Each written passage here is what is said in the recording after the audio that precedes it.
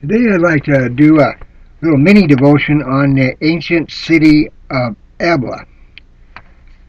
Ebla was first discovered and began excavating in 1964 by some Italian archaeologists, and they were under the direction of Paolo Maffei. I'm sure I slaughtered the poor guy's name, but it must be close. In 1968, they recovered a statue dedicated to the goddess Ishtar, bearing the name of the Bit Lim, mentioning him as the king of Ebla. That identified the city, long known from Lagash and Akkadian inscriptions.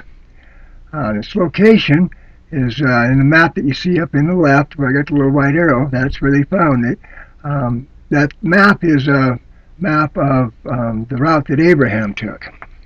The city itself, it was a very large city for its time. It had about 260,000 permanent inhabitants. It was an extremely rich city.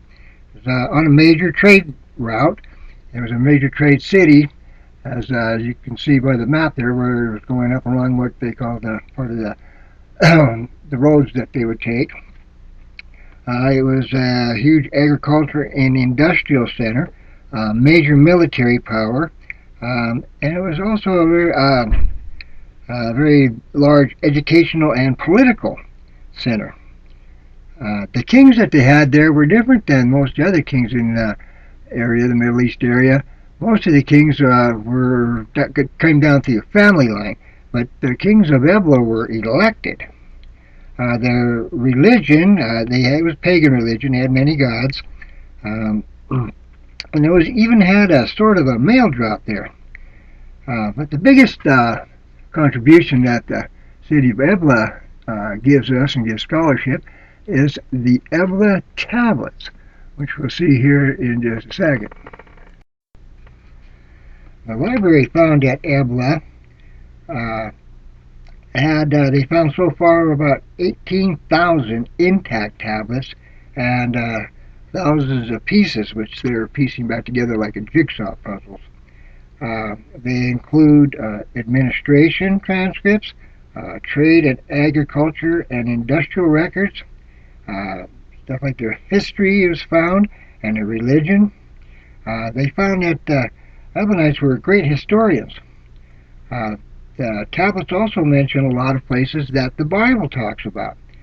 The places that the Eblite tablets mention is Israel, Asheroth, Sinai, Jerusalem, Hazor, Lachish, Megiddo, Gaza, Joppa, Damascus, the 5 cities of the plain, which are Sodom and Gomorrah, Abda, Zeboim, Bela, also called Zor, and it also names the kings of the 5 cities, just like the Bible does.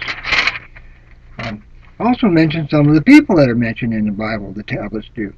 The tablets mention Adam and Eve. They mention El, which is their word for God, Michael, Esau, Abraham, Bela, Ishmael, and Saul and David. Some of the events that the Ebla tablets talks about, they have a creation poem written down on the tablets, which reads, Lord of heaven and earth, the earth was not, yet you created it. The light of day was not, yet you created it. The morning light you had not yet made, now exists. Talks about the Tower of Babel. Tower of Babel is recorded in our Bible in Genesis 11, 1 through 9. And it's also chronicled in the Ebla tablets, and it's written just like the Bible, and it also follows the Bible timeline. The tablets talk about the Great Flood. Talks about the War of the Kings that we see in Genesis 14, 1 through 9. So, as we can see, the Ebla tablets pretty much confirm just what the Bible says. And so we can know that the Bible is true and accurate and reliable.